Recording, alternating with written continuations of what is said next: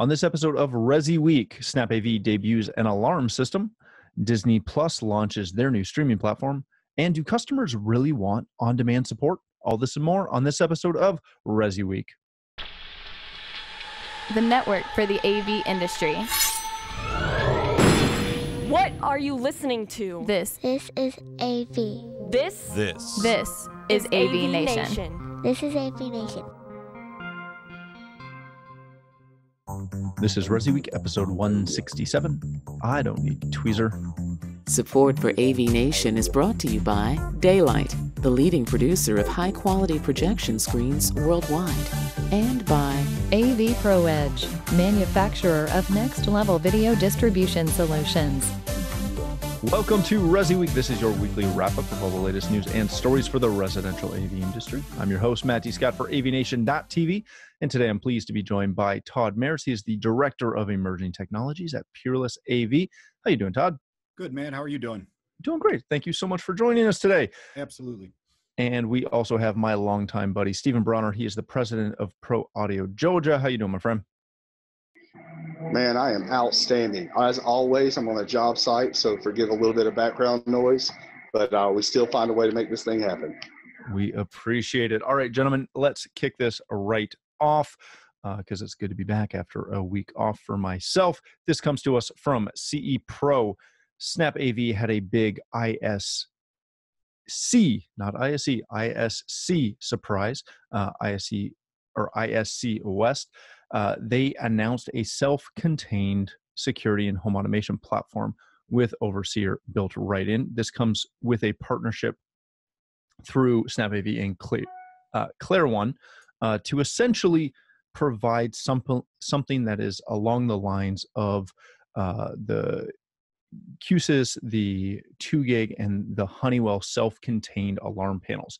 What makes this very interesting is, one, it's SnapAV's first venture into the alarm space, but also that they are working on monitoring and smart home as a service through Alua. Again, this is not necessarily something that is dramatically unique to that industry, but it's a pretty big deal because, again, it's one of the big players in AV jumping on the security plan. One of the huge aspects of this is that it will integrate with popular third-party home automation systems like Control4, Crestron, and Savant, and supposedly a couple more, including potentially Elan. So, Todd, I want to start with you on this one. Mm-hmm. This is, I'm a little confused as to whether this is a big deal or not. I want to say that it's a huge deal. I want to, side with Julie on this and say, yes, this is going to be gigantic. The fact that it's SnapAV doing this, but also the fact that it will have Overseer built in. Am I reading too much into this, or is this just another self-contained, smart home platform / security system? I don't know. As I was reading through this, it seems as though Snap is just further securing their spot into being this one-stop shop for everything at this point. When I was in the field 8, 9, 10 years ago, it would have been great to have this. Security was always kind of that delineation between everything we did, AV, control, lighting that, and then we would set up security for a third party to come in and monitor and whatnot. So the fact that they've incorporated this technology in, they've got the main players on that as far as control systems are concerned right now. I do think it's a pretty big thing. Quite honestly, I thought it would have maybe happened a little bit sooner than this. But I do think that that it's got some ramifications, and I believe it's going to be something that people gravitate towards for sure. Very good. Stephen, as the active integrator on the show today, the concept that really surprised me was this theory that by SnapAV now having a alarm system, an alarm platform, that it's going to pull or give the potential for a lot of integrators to jump into security. I know for my company, we do security very sparingly.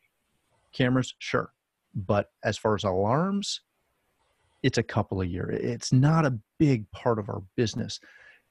Does this open the door for your standard AV integration firm to jump into security here? And on the flip side, is this going to potentially bring a lot of security integrators into AV? Where's that delineation? This terrifies me, man, because people need to learn to stay in their lane. See, that's what's wrong with our industry is everybody thinks that because they can run a pair of wire strippers, they can do everything that requires those wire strippers. Security guys do security. There's liabilities there. There are other things that come into mind. Integrators do integration. Now I do both, but I come from a security side many years ago, so I have actual security experience.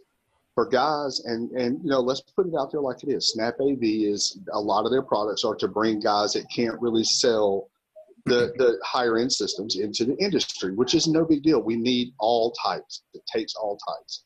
But the downside to that is that now you got guys that barely understand AV integration trying to do AV and security. So now instead of somebody calling you and saying, my TV's not working, okay, no big deal, we'll get it working. Now they're calling the same guy that can't get their TV working right because their security system's not working. People need to stay in their lane. That's a life safety issue. I refer to Lutron all the time. Lutron treats lighting control as a life safety issue. There are guys, Darren Cameron, one of those guys that make their living off of just doing lighting control. Why? Because it's a highly specialized market. I don't think that AV guys need to be digging into security unless they've been in the security industry. However, flip side of my argument, yeah, it's cool. It's very cool that SnapAV has bought. I mean, look at everybody they bought. SnapAV and Control4 at this point are like the Rockefellers back in the day. They're battling with some other company, which happens to be Control4, to buy everything in the world. I don't necessarily think it's a bad move on their part. What scares me is that I'm concerned that guys that are doing AV are going to jump into security and someone's alarm's not going to work right and someone's going to get hurt because of it. Up until now, if we don't do our job right, you can't watch Sunday Night Football. You get a little upset and you move on. That security system doesn't work right. Somebody could lose their life. At what point, though, in most, and I may misunderstand, but I'm under the understanding that in most districts, in most states, you can't just be a security installer. You have to be licensed for that. Is that incorrect? That is actually correct in most areas. I live in the great state of Georgia, so we don't necessarily have that. They request that, but it's not law. It will become law soon enough. I think it's a good thing. However, I think it's a good thing they're going to require it. However, man, ask yourself, when was the last time you saw somebody putting in an outlet that wasn't a licensed electrician? A handyman putting in an outlet? Just because the law kind of requires it, it's not going to stop some guy that's selling AV equipment. It's not going to stop him from going to the client and going, oh, by the way, if you pay me $15, $20 a month, I can have your alarm system monitored. That is going to be, I see the liability in it. I have no problem with someone expanding their business, but I don't think you should expand your business at the risk of harming someone else. Very good. All right, gentlemen, let's move on to the next story of the day. This comes to us from TheVerge.com. After much hinting, and I mean a serious amount of hinting, Disney Plus is going to be available starting November 12th in the US for $6.99 a month. This is Disney's first streaming service, and it was officially introduced and announced. Essentially, it is very similar to most of the other streaming services out there, with the obvious extent that it is nothing but Disney content, and it's going to have a couple of key kind of categories as far as Disney movies, Pixar movies, Marvel, Star Wars, National Geographic, and then you can dig into it from there. Like everybody else pretty much in the streaming game right now, they're also working on a large number of original content pieces and programs. So this should be very interesting for, myself being a Canadian guy. I will mention that as of yet, they have not officially announced a Canadian release date. So we've got to wait for that, although it's been kind of hinted that will happen in the first quarter of 2020. Todd, I want to come back and start with you on this one. Sure. I love this concept. I love the fact that Disney is going to start providing a lot of this content. At what point is too many streaming products too many? When do we hit that point of, kind of like the app control side of things, right? Mm-hmm. You're opening 20 different apps just to get music running in your house. That's a little ridiculous. Are we to the point where streaming services are now going to essentially just be channels? I mean, that's the way it's looking right now. All I know is what this means for me is if there's going to be a third season of The Punisher, it's going to cost me about $85 a year to see it. So there better be a third series of The Punisher. I'm just saying. So, obviously we all knew it was going this way. I think, okay, we've got content here. We've got a million different ways to see a TV show at this point. I think what's really going to define this whole streaming, all these formats and all these platforms to go to is when there's something that is going to offer us the sports that we keep searching for. And, a lot of these are just talking about more individual programming, more movies, but it still kind of keeps people really trapped with their service provider right now. And, okay, that's great. Maybe my kid wants to see some more Disney content. I'll probably end up signing up for this, quite honestly. But I think we're getting to the point of saturation at this point. Hopefully this is a little bit better than the Hulu platform, in my opinion. I don't think Hulu's the greatest platform, especially when you're paying for it and you still got to sit through commercials. Those 5 or 6 categories that are going to be offered through Disney Plus, I don't know if it's going to be enough to grab everybody's attention. Obviously, most people with kids are going to probably be going towards it. So you've got that population. But I think that you're going to start really, I think people are going to start getting a little splintered with, okay, I'm already paying X amount for my service because I still want to get my ESPN and that type of thing. And I don't want to necessarily pay just for the MLB package or the NFL package or something to that effect. And obviously the behemoth being Netflix at this point, I mean, they've got it pretty well going on. I think there's a bit of a quality change when we go to Amazon Prime, but I think that program is getting better as well. I think Disney's got the production quality that it's going to be at least something that is going to intrigue people to watch. But I honestly believe that, especially with Netflix coming out with a higher price as of last week, I believe, all of a sudden what we thought was going to be a cost savings to be able to really kind of get an a la carte version of what we want to watch is turning into just another large bill for entertainment on a monthly basis. So it'll be interesting. Like I said, most likely I will probably, tie into it for at least a few months to see what it's about. But I think we're really coming to the point of becoming saturated with all these different streaming services at this point. Very good. Stephen, do you agree with that? I know the one kind of caveat to Todd's point is there is potential talk on Disney's investors call after this announcement. They did hint that there'll be a way to bundle Disney Plus, Hulu Plus, or Hulu I don't understand the Hulu packages because we don't have them here, and ESPN Plus. So that kind of aside, is it to that point where we're just oversaturated and there's no, easy way to do this? This is just the same as, our 1,700 channels on satellite where you watch 3. So, yeah, I do agree with what he said. We are saturated. As a matter of fact, in my opinion, we're oversaturated. Everybody wants to make a dollar. They are basically, all these channels used to do negotiations with satellite providers and cable providers and things like that to get their time and to get their space, and all these people would negotiate. So now, instead of negotiating that way, people started cutting the cord and downloading. So now you're having to pay for services a la carte.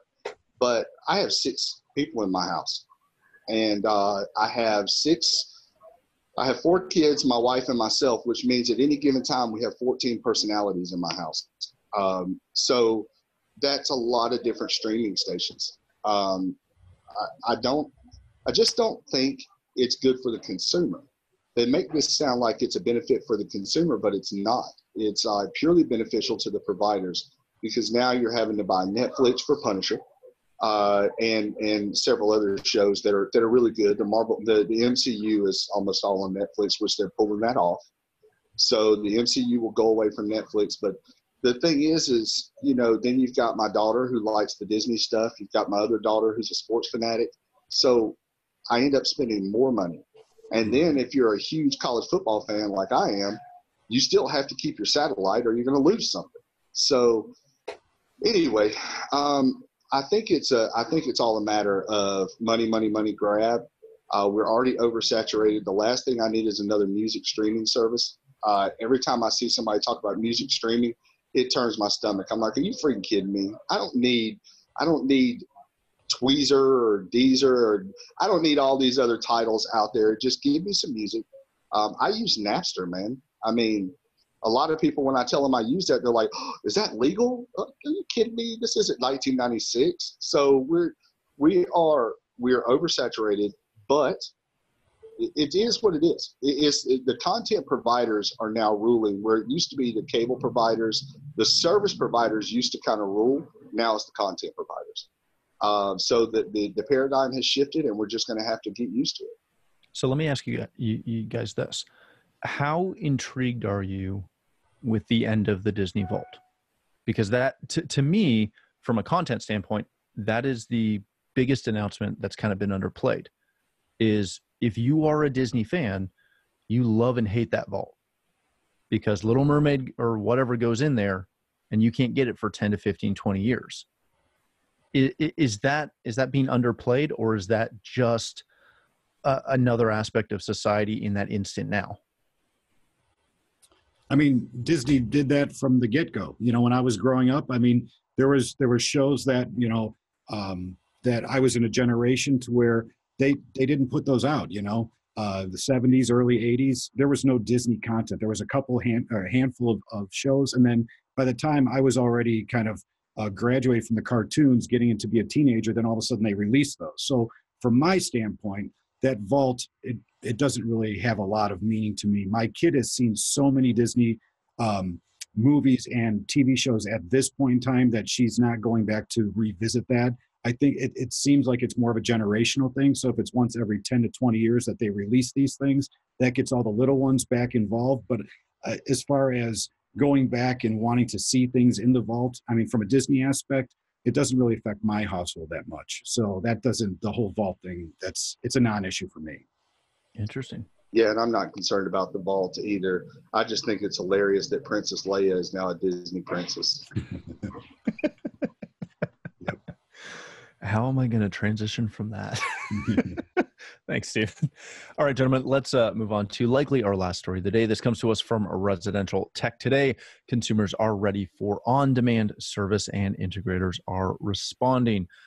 This is from Ryan Kane, as I said, over at Residential Tech Today. This is not a news story, but this is something that continually is being talked about and continually being pushed. As you read through the story, essentially he outlines the shift in society to where we are an instant now.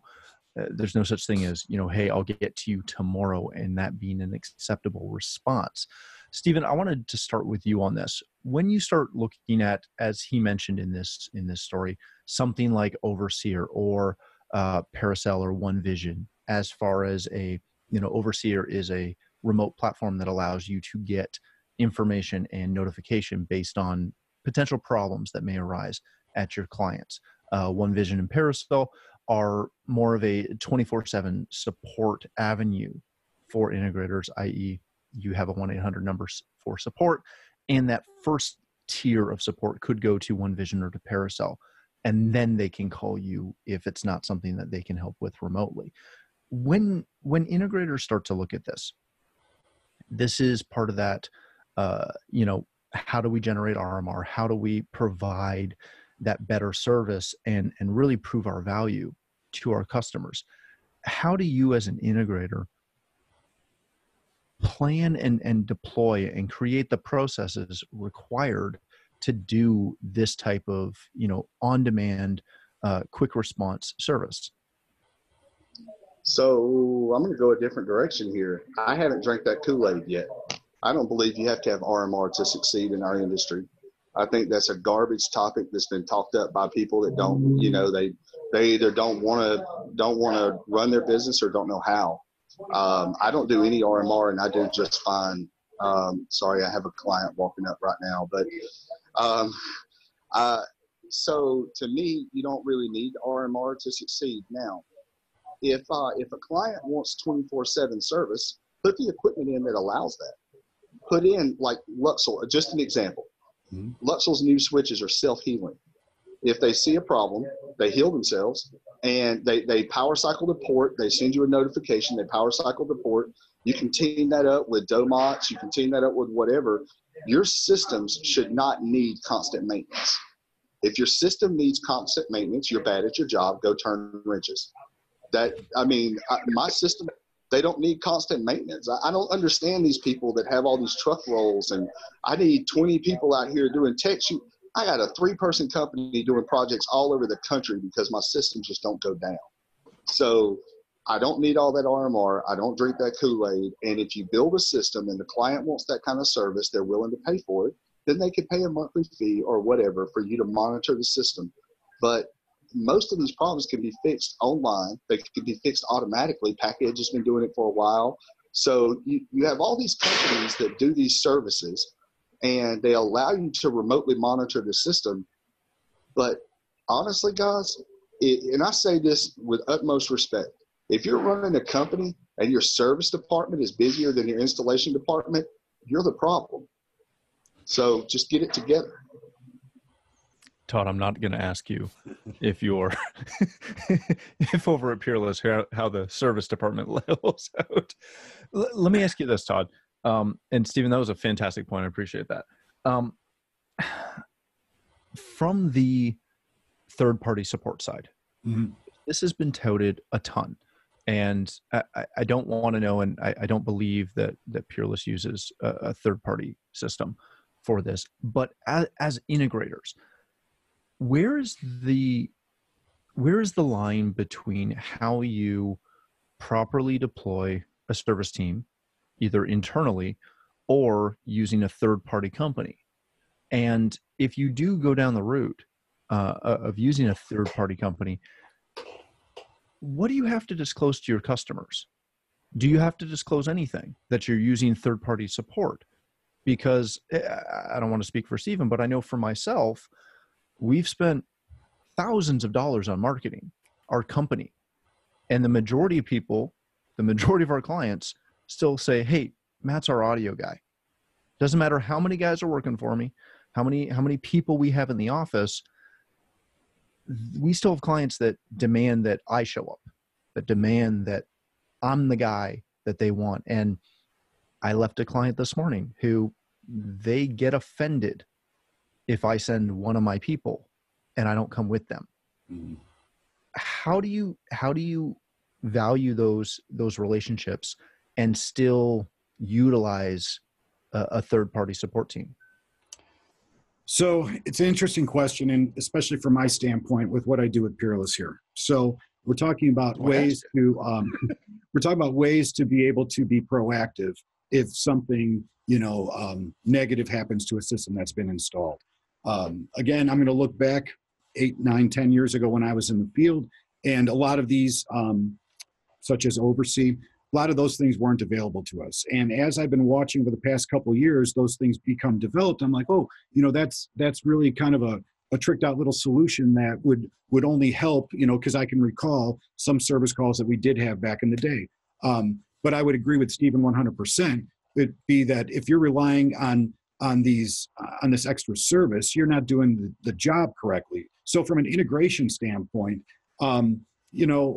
especially when it comes to residential, I don't know how much weight that really carries. Now, let me segue a little bit into the commercial realm and some of the products that we deal with here, because specifically I've been asked to produce my products with some type of monitoring aspect of them. So if they're being monitored in a commercial environment, network operations center, or something, a knock like that, that's looking for alerts coming from something that's reporting back on an SNMP background or backbone or something to that effect, it does make a lot of sense. But there's a definite line between, in my opinion, between resi and commercial when it comes to that.